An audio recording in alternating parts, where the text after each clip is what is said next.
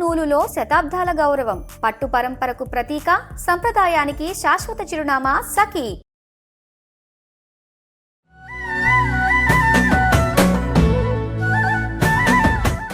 నమస్కారం, సుమన్ టీవీకి స్వాగతం. భారతదేశంలో ఉన్నటువంటి పుణ్య నగరాల్లో, పుణ్యక్షేత్రాల్లో అత్యంత అద్భుతమైనటువంటి క్షేత్రం కాశీనగరం.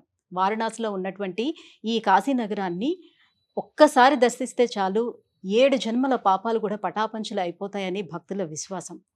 కాశీనగరంలో ఉన్నటువంటి కాశీ విశ్వనాథుడి దర్శనం కోసం ఎంతో మంది వేచి చూస్తూ ఉంటారు. కాశీ క్షేత్ర విశేషాలు కూడా తెలుసుకోవాలని చూస్తూ ఉంటారు. అలాగే ఈ కాశీ క్షేత్ర విశేషాలతో పాటుగా మనకు తెలియని ఎన్నో విశేషాలతో పాటుగా ఎన్నో ఉన్నటువంటి ధర్మ సందేహాలు కూడా కాశీకి సంబంధించి ఇవాళ మనకి నివృత్తి చేసేందుకు మనతో పాటు ఉన్నారు ప్రముఖ ఆధ్యాత్మికవేత్త, అలాగే ప్రముఖ జ్యోతిష్య శాస్త్ర పండితులు డాక్టర్ గుండెపూడి శివసుధీర శర్మ గారు. గురుగారు నమస్కారం. శ్రీమాత్రే నమః. శ్రీ గురుభ్యో నమః.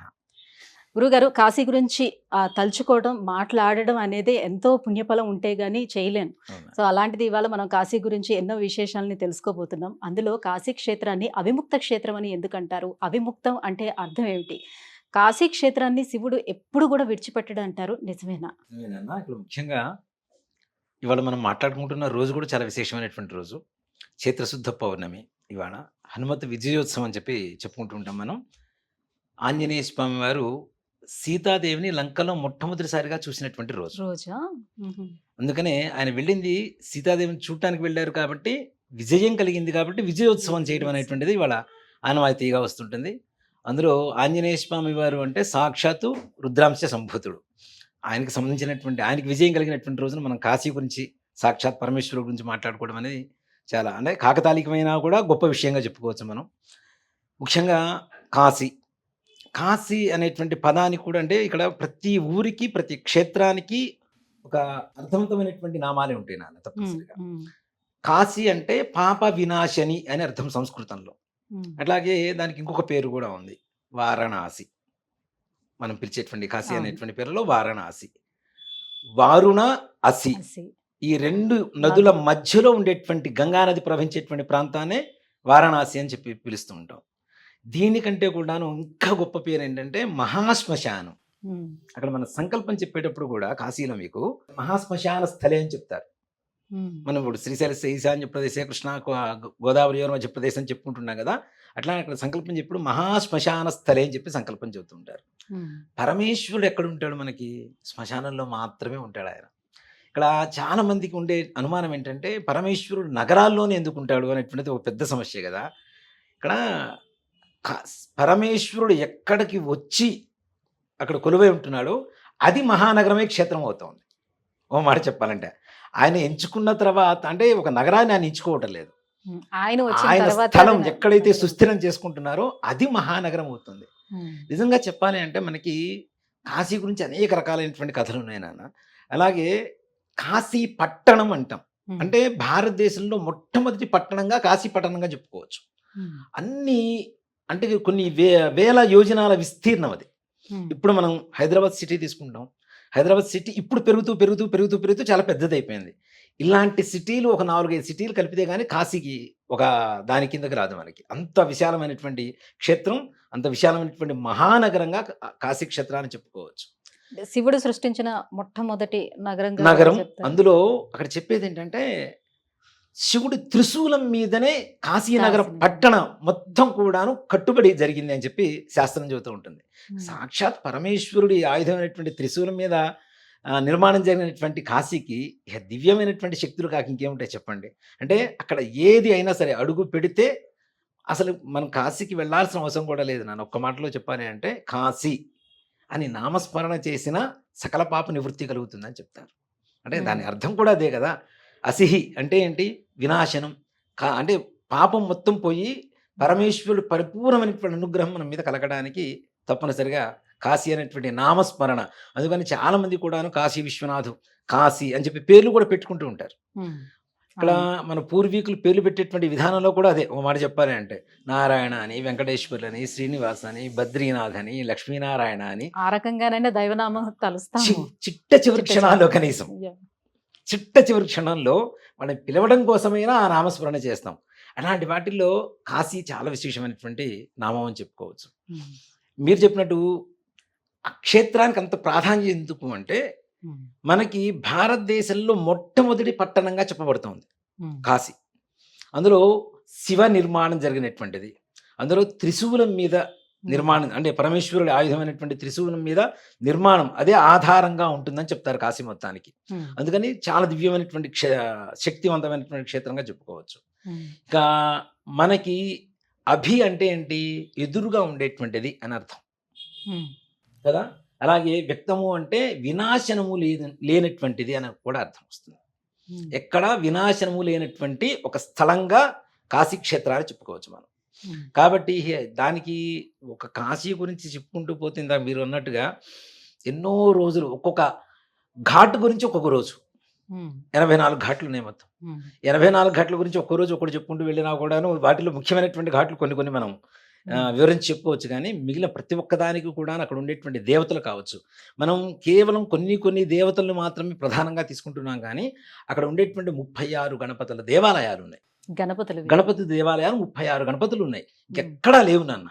అంటే గణపతి మొత్తం అవతారాలు ఎన్ని అంటే 36. 36 గణపతులు అక్కడ 36 గణపతులు మొత్తం మనం కాశీలో మొత్తం ఎక్కడ వెతికినా కూడా తప్పనిసరిగా మనం ఒకసారి సెర్చ్, ఇప్పుడు మనకు చాలా ఈజీగా ఉంది కదా, గూగుల్ చేసుకుని వెళ్ళిపోవచ్చు. ఈ 36 గణపతుల అవతారాలు ఎక్కడున్నాయి అంటే కేవలం కాశీ క్షేత్రంలో మాత్రమే ఉందని చెప్పుకోవచ్చు. అంత గొప్ప క్షేత్రం.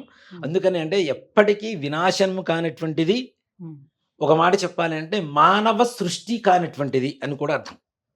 ఇది మానవుడు సృష్టించినటువంటి క్షేత్రం అయితే కాదు కదా, సాక్షాత్ పరమేశ్వరుడు ఎంచుకొని ఒక స్థలాన్ని ఎంచుకొని అక్కడ నివాసంగా ఏర్పరచుకున్నటువంటి స్థానం కాబట్టి కాశీ అభయప్త క్షేత్రం అవుతుంది మనకి. దాంట్లో ఏ రకమైనటువంటి అక్కడ నిజంగా చెప్పాలి అంటే మనం పితృకార్యాలు ఇట్లాంటి అన్ని కార్యాలు మొత్తం చేస్తుంటారు నాన్న. కార్యాలు చేసినటువంటివి ఏవైతే పాపం మనం దోషాలు పోగొట్టుకోవడం చేసినవి ఏవైతే ఉంటాయో వాటికి సంపూర్ణమైనటువంటి ఫలితం వస్తుంది. అంతేకాకుండా పుణ్యం కోసం చేసేటువంటిది ఉన్న దోషం నివృత్తి తీసి పక్కన పెడదాం. కొన్ని కార్యాలు పుణ్యకార్యాల కోసం చేస్తూ ఉంటాం. ఇలాంటి క్షేత్రాల్లో ఏదైతే చేస్తామో 1కి 100 రెట్లు ఫలితాన్ని ఇస్తూ ఉంటుంది కాశీ క్షేత్రం. కాబట్టి అంటే ఎప్పటికీ వినాశనం లేనటువంటి క్షేత్రం కాబట్టి కాశీ క్షేత్రాన్ని అభయక్త క్షేత్రం అని చెప్పి మనం పిలుస్తూ ఉంటాం. అలాగే శివుడు కూడా ఎప్పుడు దీన్ని విడిచిపెట్టరు అని అంటారు, ఎంతవరకు ఇది వాస్తవం? ఓ మాట చెప్పాలంటే నాన్న, పరమేశ్వరుడు ఎక్కడ లేడని మనకి అన్ని చోట్ల ఉన్నాడు కదా. సర్వాంతర్యామి. ఇంకా ఆయన లేని స్థలం అంటూ ఏదీ లేదు, అణువణువు ఆయనే. ఇప్పుడు మనం బిగ్ బ్యాంగ్ థియరీ తీసుకుంటే కూడా అదే చెప్తుంది. వాళ్ళు ఏంటి అంటే అణువు పరమాణువు అని చెప్పి వాళ్ళు పరిశీలన చేస్తూ ఉన్నారు. ఈ పరిశీలనలో తెలియంది ఏంటి అంటే పరమేశ్వరుడివే అణువు పరమాణువు మొత్తం ఆయనే, ప్రపంచమంతా కూడా. కానీ అలాంటి ఆయనకు కూడా ఒక దేవాలయం, ఒక గర్భాలయం, ఒక నిర్మాణం, ఒక క్షేత్రం అనేటువంటిది ప్రతి దేవతకి ఉంటుంది. మరి అన్ని చోట్ల ఇప్పుడు ద్వాస జ్యోతిర్లింగాలు తీసుకుందాం, లేదంటే అనేక రకాలైనటువంటి మనకి స్వయంభూ దేవాలయాలు చాలా ఉన్నాయి, పరమేశ్వరుడివి కావచ్చు, విష్ణుమూర్తివి కావచ్చు. కానీ ఈ స్వయంభూ దేవాలయాల్లో కూడాను వాటిలో కాశీ అనేటువంటిది మనం ప్రధానంగా భారతీయులు జీవితంలో ఒక్కసారైనా వెళ్ళి రావాల్సినటువంటి క్షేత్రం. ఎవరైనా కాశీ వెళ్దాం వస్తావా అంటే రాను అనేటువంటి వాళ్ళు ఇంకా వాళ్ళ దరిద్రాన్ని ప్రపంచంలో ఎవరు తీసేయలేవు, అంత గొప్ప క్షేత్రం కాబట్టి. అలాంటి క్షేత్రాన్ని కూడా పరమేశ్వరుడు కొన్ని సంవత్సరాల పాటు విసర్జించి వేరే చోటకి నివాసానికి వెళ్ళారు. ఇక్కడ కాశీలో పరమేశ్వరుడు అక్కడి నుంచి విసర్జించి వెళ్ళినంత మాత్రాన ఆయన శక్తి ఉండదా అంటే ఒకటి చెప్తాను. ఒక గుడ్డకి ఇంగువ కడతాను నాన్న, ఇంగువ లోపల వేసేసి గుడ్డ కడతాం, మూట వేసేస్తాం, ఇంగువ తీసేసాం, వాసన ఉంటుందా ఉండదా? ఉంటుంది. అలానే పరమేశ్వరుడు కొన్ని సంవత్సరాల పాటు కాశీ నగరాన్ని విసర్జించి బయటికి వెళ్ళిన తర్వాత కూడా కొన్ని కారణాల వల్ల, అది కూడా చెప్తాను, అక్కడ ఉండేటువంటి శైవ శక్తి మాత్రం ఎక్కడికి పోదు. దాన్ని ఎవ్వరిని తీసేయడానికి లేదు. దాన్ని ఒక్క ఉదాహరణలో చెప్పాలి అంటే ఒక మనిషి నిజరూపంగా అంటే మనకి ఫిజికల్గా కనపడుతున్నారు, మన తండ్రి అనుకుందాం, తండ్రి గౌరవిస్తాం, ఫిజికల్గా లేరు, గౌరవించమా? అంటే ఆయన శక్తి అనేది ఒక అణువు అనేటువంటిది ఇక్కడ మన దగ్గర ఉందనే గౌరవం ఎప్పటికీ అలానే ఉంటుంది. ఆయన ఫోటో చూసినా కూడా దండం పెడతాం మనం, అవునా? అక్కడ లింగ రూపంలో లింగం అలానే ఉంది, కానీ శక్తి రూపంలో ఉన్నటువంటి శివుడు మాత్రం కొన్ని సంవత్సరాల పాటు ఈ నగరాన్ని విసర్జించడం అనేటువంటిది జరిగింది. కానీ ఆ సమయంలో కూడా కొన్ని రకాలైనటువంటి విచిత్రమైనటువంటి సంఘటనలు కూడా జరిగినాయి అక్కడ. ఇక్కడ కాలభైరవుడు అంటే ఒక శివుడే కాదు, ఆయనతో పాటు అక్కడ ఉండేటువంటి ప్రమథ గణాలు ఏవైతే ఉంటాయో కాలభైరుడు కావచ్చు, గణపతి కావచ్చు, వారాహి అమ్మవారు కావచ్చు, అన్నపూర్ణాదేవి కావచ్చు, అట్లాగే విశాలాక్షి అమ్మవారు కావచ్చు, ఆయనతో పాటు వెళ్ళినట్టుగా శాస్త్రాలు చెప్తూ ఉన్నాయి. ఆయన ఆ నగరాన్ని విసర్జించి వెళ్ళిన సమయంలో ఆయనతో పాటు ఇప్పుడు నేను ఎక్కడుంటే నా సంతానం అక్కడ ఉంటుంది. అంతే కదా! అంటే నేను నా దగ్గర పనిచేసేటువంటి వాళ్ళంతా కూడా నాతో పాటు వస్తూనే ఉంటారు. అలాగే ఆయన ప్రమథగణాలు మొదటి నుంచి ఆయన్ని వీడనటువంటి వాళ్ళు వీళ్ళు నంది, భృంగి ఈ ప్రమథగణాలు ఎవరైతే ఉన్నారో కాశీ క్షేత్రాన్ని పరమేశ్వరుడు కొన్ని రోజుల పాటు విసర్జించి వెళ్ళడం అనేటువంటి విషయం ఏదైతే ఉందో కాలానుగుణ్యంగా వచ్చినటువంటి కొన్ని రకాల కథనాల వల్ల సృష్టించినటువంటి ఇదిగా చెప్పుకోవచ్చు నాన్న. దీన్ని శాస్త్రబద్ధంగా ఉందా అంటే ఒకటి చెప్తాను. కొన్ని రోజుల క్రితం జరిగినటువంటివి అన్నీ కూడా శాస్త్రబద్ధమైనవి. మనకి పురాణాల్లో చెప్పుకున్నవి ఏవైతే ఉన్నాయో పురాణం వేరు, తర్వాత కథనాలు వేరు, కథలు వేరు, కథనాలు వేరు కదా. ఈ కథనాల ప్రకారం చెప్పుకుంటూ వచ్చినటువంటి విషయాలు కాబట్టి వీటిల్లో ఈ విసర్జన అంటే స్వామివారు అక్కడి నుంచి వదిలిపెట్టి నగరాన్ని వెళ్ళిన తర్వాత కూడా ఆయన శక్తి ఎక్కడికి వెళ్ళదు అనేటువంటిది మాత్రం మనం గమనించాల్సినటువంటి విషయం. కాబట్టి ఇక్కడ మనకి భగవంతుడు ప్రత్యక్షంగా కనబడితేనే దేవుడా అంటే కాదు అని చెప్తాను నేను తప్పనిసరిగా. ఎక్కడైనా సరే అంటే జగమే శివమయం, ఆయన లేనటువంటి స్థానం అంటూ ఏదీ లేదు.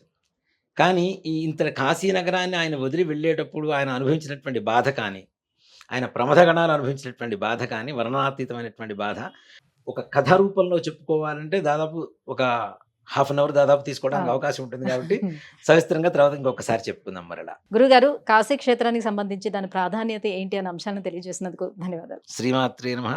శ్రీ గురుభ్యో నమః.